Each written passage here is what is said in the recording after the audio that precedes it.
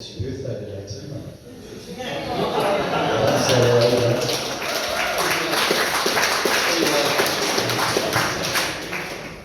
Uncle Murray.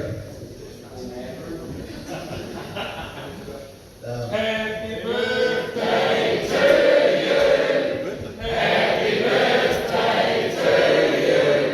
Happy birthday, dear Murray. Happy birthday to you.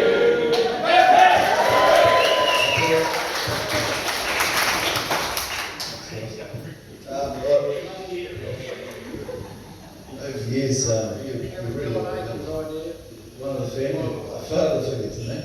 And a lot of the other guys that really looked up to you. One of the hardest things to work with. Probably not quite as bad as Colin. Murray had a temper, I don't know if anybody knew about it. He flogged the hand. The Red Baron. We used to call him the Red Baron. He got a few good names over the years. You know, at the end of the day, the job got done. We had a lot of fun. Should be some fun doing it. The early days were special days when I started there too. Just doing go away, Gary Bradley there, guy number 3 on the job, and Connie to that number 4, you know. And it was a great one, it was a small company that we grew, and it's been a pleasure working there over the years on that. And I've made a lot of friends, a lot of comradeship. I can be fiery, don't get me wrong. I'll let you know, you know. Yeah. And there's one person in this room I want to thank tonight who believed me years ago. And there's a new truck coming to me in Transwest to take over all the south.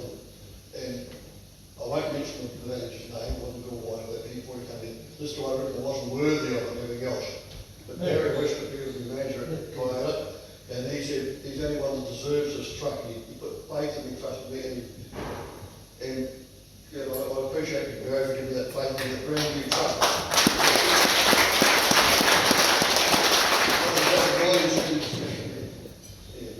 But Aratuna, we've grown. It's been a pleasure working there.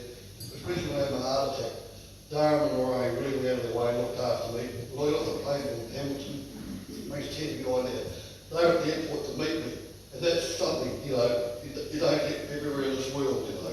They were really looked after me. And I didn't have a job. And then they created a job and they, for me, kept me on. And still there now, 33 years later, and still enjoying it. Yeah, thank you very much.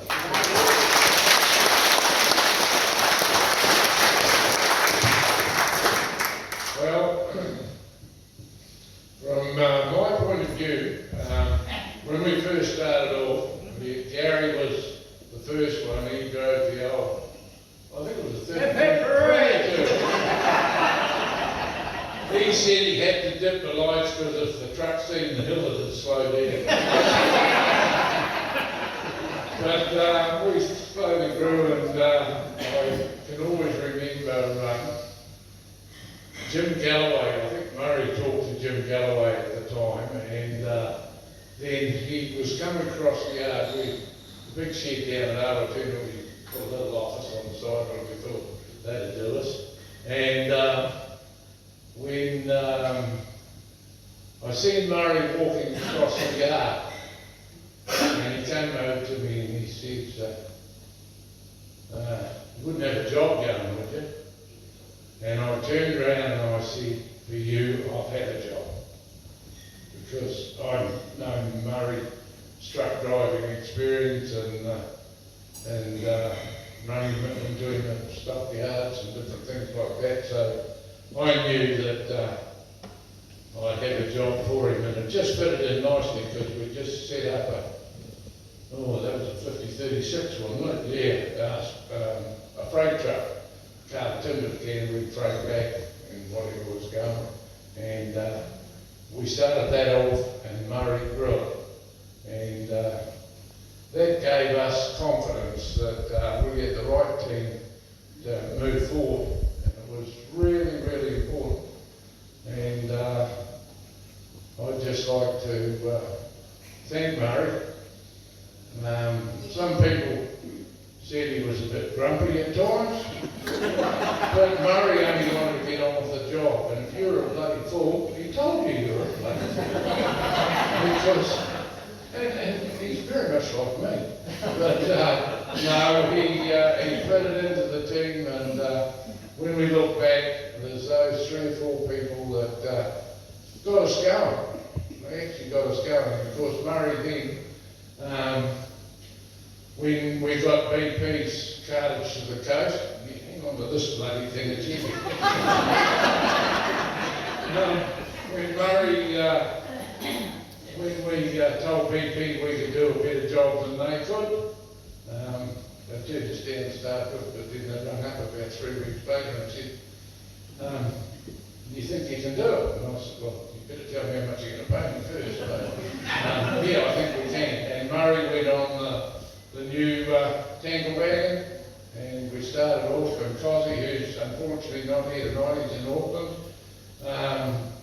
Murray did the day shift, I think it was, and Cos did the veggie run. He started off on the veggie run, and then he moved on to give Murray the support. So, it was a great time when I look back. You need to tell the story about the truck, what they said about Murray's truck being paid in the Ford.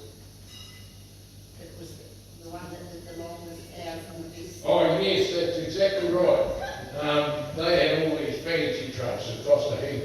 We had a bloody old Ford, which was really just a Hino, 360 horsepower, and BP said of all the trucks in their fleet, that one had best downtime and given the best service. So it just shows you the driver has a hell of a lot to do with it. And Murray also.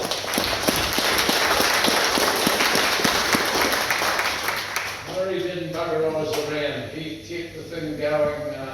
And why it lasted so long, I wasn't sitting around cold and then starting up again. It was working all the time, working all the day.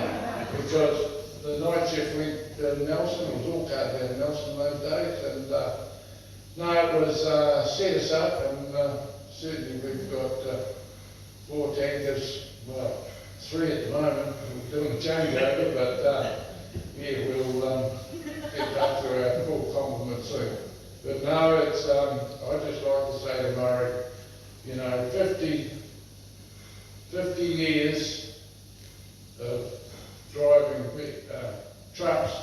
I know the horsepower wasn't too good at the start, because I've seen where you drove a load in 400, and I had one of those. Yeah, I know. Tom big roads we were, and they were good old truck, but I used to hit them and get on the bloody roof. You go over a bump, no, you didn't see top gear very often.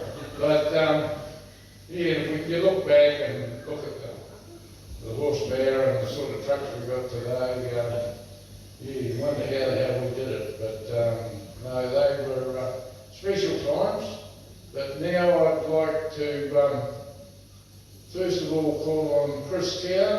I'm sure he would love to say a few words, and he'll have a few memories, because we've got Chris, Barry and King somewhere.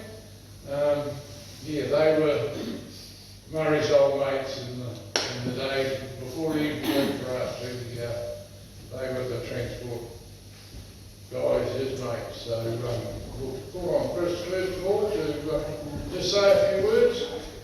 Haven't you got a speech there, mate?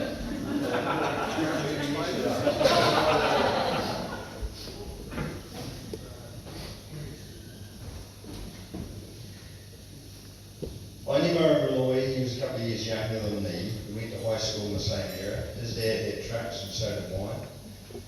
He was employed at Transwest when I was employed there in the late 70s.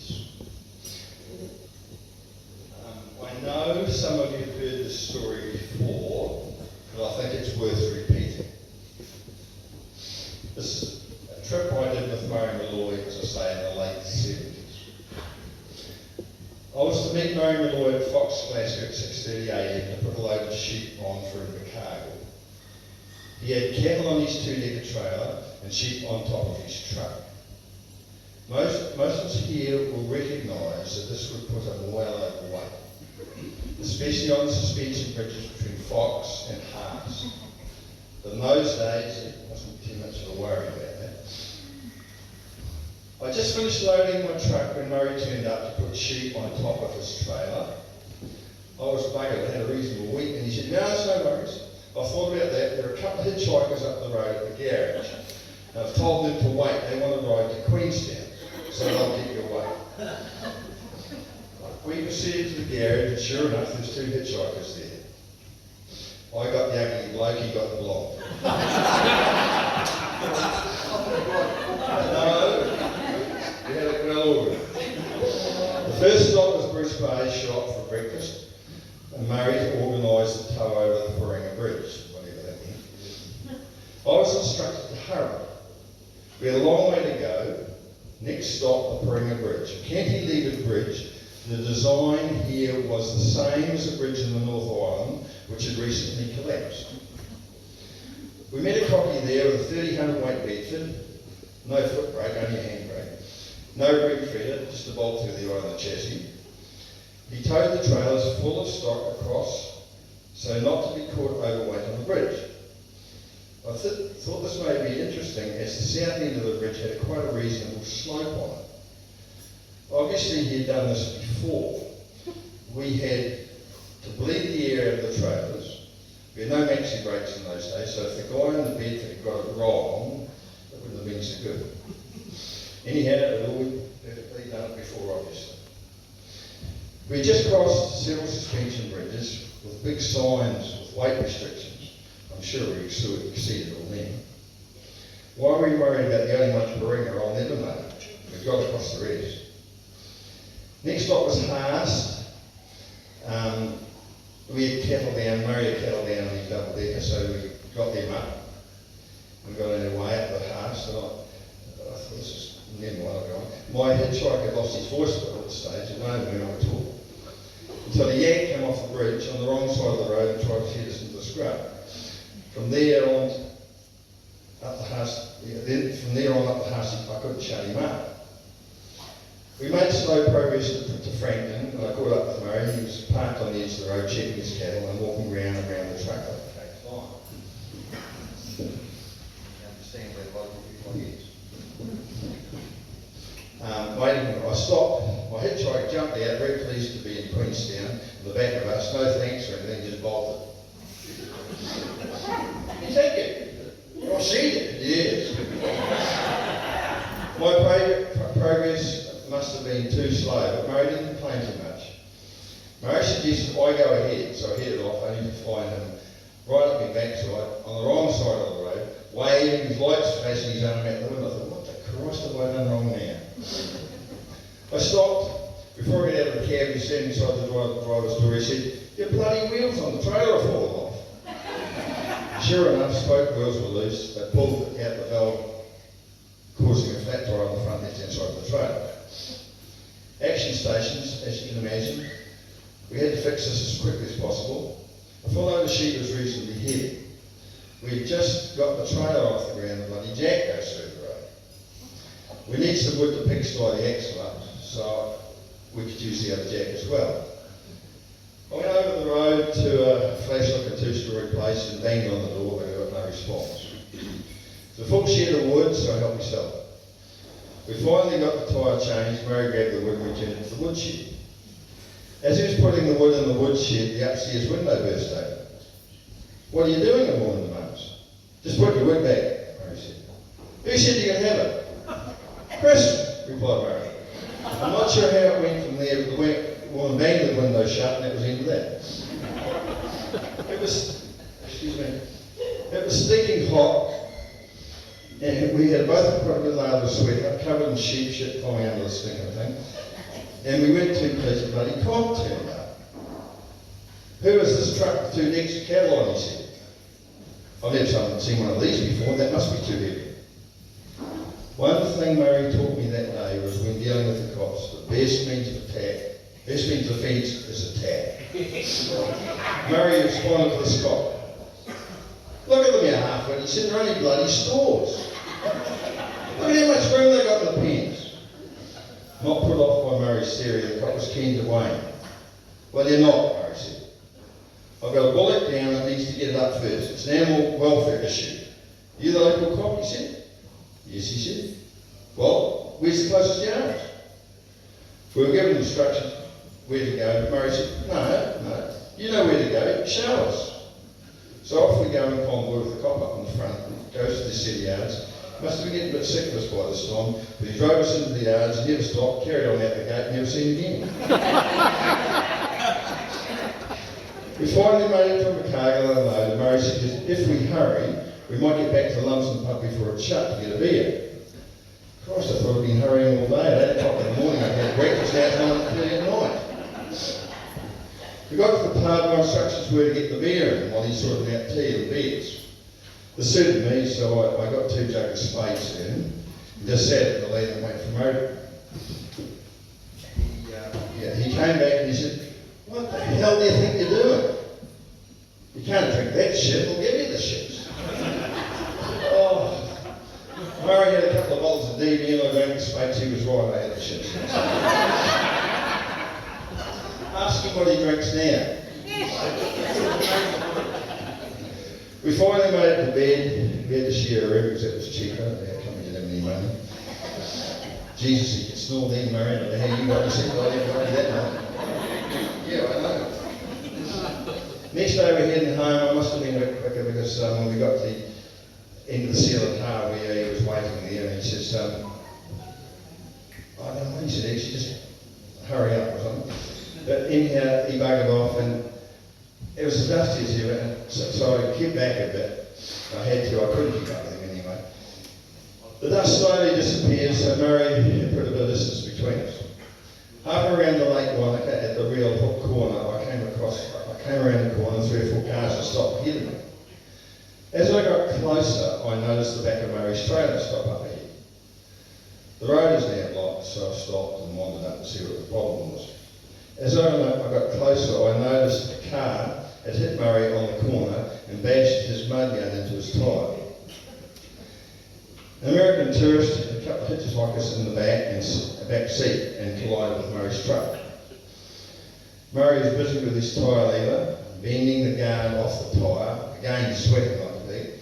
By this time a small crowd had gathered, all watchers and advice givers. The Yank must have already had a bit of a burst from Murray because he was a bit standoffish. But finally he plucked up enough courage to ask Murray to borrow his bar to bend his front mud guard and get mobile again. Murray, still busy with his guard, lifts the bar above his head and tells the Yank he should bend the bloody thing over his head if he wasn't heavy in the lane. Those language I can't repeat now, never mind. As the Yanks hitchhikers were not moving in the back seat, that's right, yeah. The crowd of advice givers sort of disappeared. The rest of the trip was uneventful. I could go on for hours, but it was fun. I certainly learned a lot on that trip from a real no-nonsense professional. It was always a pleasure to work with Murray Malloy. They were some of the best days of my working life. I couldn't wait to get to work the next day. I will always say you're efficient, practical, and always an absolute no-nonsense professional.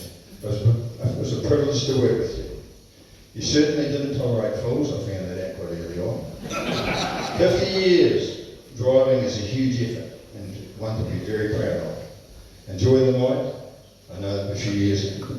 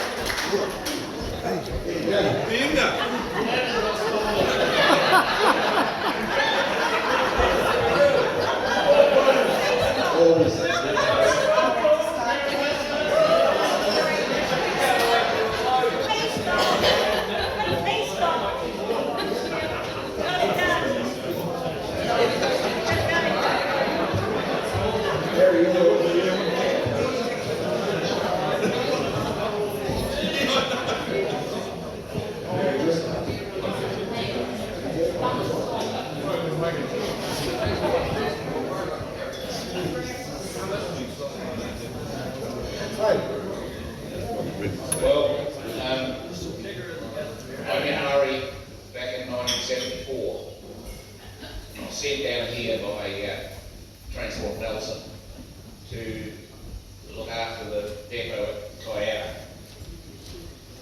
I come down on Newman's bus, and old Lee's own dropped me off at the depot. They gave me a CF van, CF Bedford, and told me to go to Dobson, that's where I'm staying. So off I went.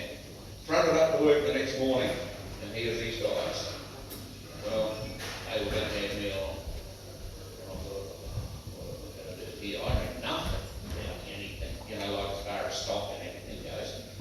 So I had a bit of a chat around, and we had a couple of jobs to do, so we got those jobs on the way, and Murray was there, and I looked around, I thought, this is the only one, this is the only guy I can actually talk to. I think so. Come in the office, Murray, I want to talk to you. So we sat in the office, and we've sat there for quite a long time, probably an hour or more.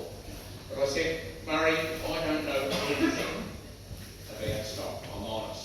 I don't know anything. So I'm asking you to help me, so that I don't go and make a bloody absolute fool of myself. And if we can get this thing going, we'll all benefit. And Murray did. He helped me. And I learned a lot in a short time. I had a good teacher. Anyway, the powers that be decided to invest some money because all they had from there was bricks. So they put a new truck in. And one guy got the new truck. That was all right. There was a second truck coming. The general manager said to me, he put on the next truck. And I said, Murray, do you think he's ready? I said, he's ready. And he said, oh, I said, well, what am I here? Am I the manager or what am I? He said, yeah. I said, well, Murray's going on the truck. That's it. End of story. So Murray went on the truck, and from that day, he grew. Because he had something decent, right? He took a huge pride in it. And the work ethic of all those guys was something that I'd actually never seen before. They'd stock riders, and they'd do the job. No matter how long they took, they'd stick at it until they'd done the job. Well, they can't do that today because it's different. In those days, that was tough. Anyway, I went after 3 years or so, went off, and one of the only regrets that I didn't take Murray with me. But I had nothing to offer. It's not our regret. No.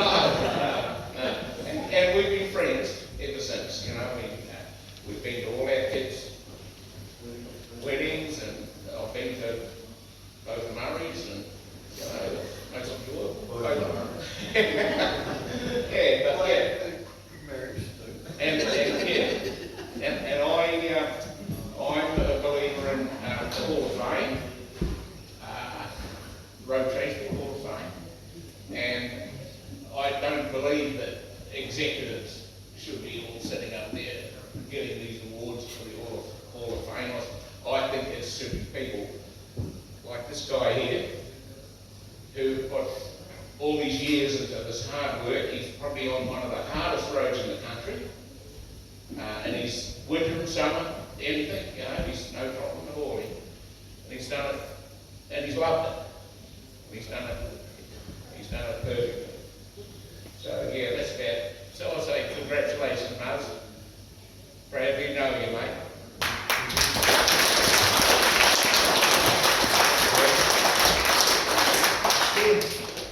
Let's say a couple of words. Well, might as well bore you with it. As well, you've come all this way. I won't hold you up all night. That's all right. Because yep, must. I was a bit late on the piece. I don't know what year I arrived up here, but 77, 78 or something like that. But anyway, I got the pleasure of driving the truck Barry bought for Transwest, Old 29. I hate it. We all did. But anyway, time goes on, we worked that bloody hard, we played that hard. It was just one day after the other. And, you know, 100 hours a week, 110 hours a week on a good week was the norm. And you just kept it set out and we kept going out because we just loved the whole thing. But one story, yeah, and it's gone through the years. And one story that comes to mind, Muzz and I were sent out to Kotaku rubber. Yeah, and we had the old clean shell out there, and we were loading the super up to cart out to Milky Wallace. And we were carting away there. We got there first thing in the morning. We just chucked the covers clean over the old LAs onto the rails next door. And what happened? The jigger came around the corner of the ganger on it. When we hit these covers, and all we did was see this yelling and screaming. He went out over the side of the rail line into the blackberries. He gave us a fair old loosening down and he got back up. So we had to clean the covers up. But there was things like that happening all the time. Things you wouldn't get away with today. But we had so many good times and we are what we are today. Cheers, mate.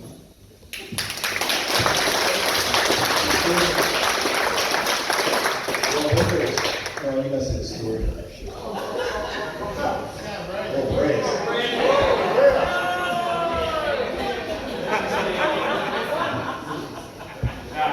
Not going to be long. Yeah, I worked on and off, I've done it for about 17 years all up. And we started off the farm in Aratuna. And he had a farm at Aratuna at that time too, so that's how it became Aratuna. Combined the two. And then anyway, Jim Galloway, unfortunately he's not here tonight, but he started off on the truck that Murray took over. And then I had the old twin steer, as Darren said, she didn't like the hills too much, there wasn't a lot of horsepower there. But in those days I don't think we had log books, and no, before log books, so just as well, we wouldn't have got home most nights. But, we always went to Lewis, we weren't supposed to go to the Oteria, but occasionally we did. And then Murray came along and I don't know, I was there about 6 months or something, then how long before you come along, 3 or 4 months or something. And then I was talking to somebody and I said to him, oh, Murray will always start, and he said, geez, he's a towing last. And I said, well, I said, oh, he's starting on Monday, so that's all right.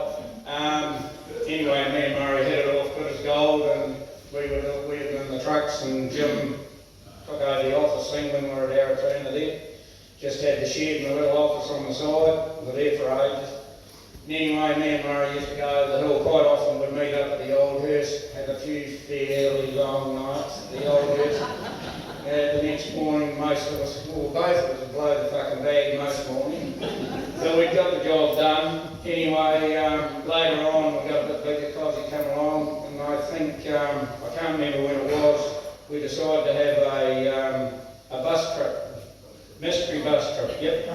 Started off at Taylorville, real big pub, wasn't it? Started off there in the hair and everything, so me and Murray were sitting together on the bus, and my wife Tracy decided to bring her sister along, Marion.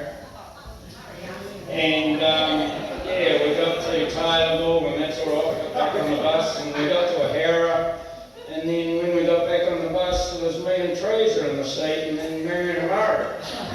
Then he turned into my brother-in-law a couple of years after that, so I'm stuck with him. But,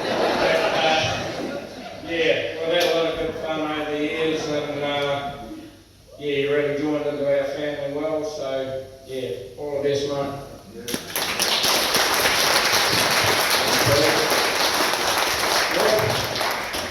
Well, Nicholson, you got a story to tell?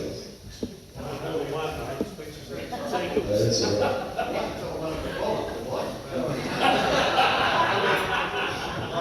We were doing farm races up at this morning, and Robert had been lying on the job, and had the old little 330 CK over 400 pounds in the time, and we're back on this loaded dozer after about 4-point turn to get under the loaded dozer. Rob said, what the hell's doing that? I'll just go out the hill U-turn like that. Well, they stuck. And he said, 31, give us a push out.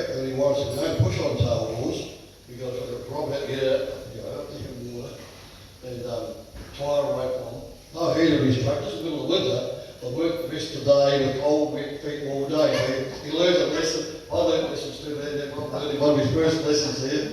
We had a lot of time, go back years ago, Robert and I used to spend 8 months a year at Kinniku Rail. Everything was not manual, it was a fucking loader. Everything was post, timber, hay, bag, soup, and that, we were up there all the time, wood roll. Yep. Yeah, we spent a lot of time there. You make good comrades, that's Robert's here tonight as well. We've got a comradeship, we always worked hard, labour and that. Yeah.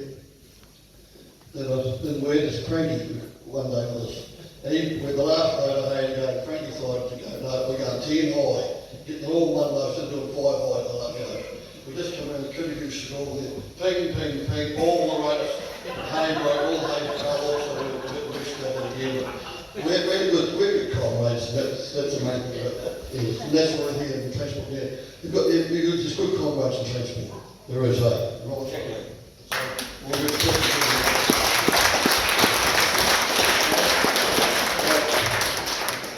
Present this award because it's getting too bloody heavy. So on behalf of the company, Mark, thank you very much. Yeah, I know that. Great. Fantastic.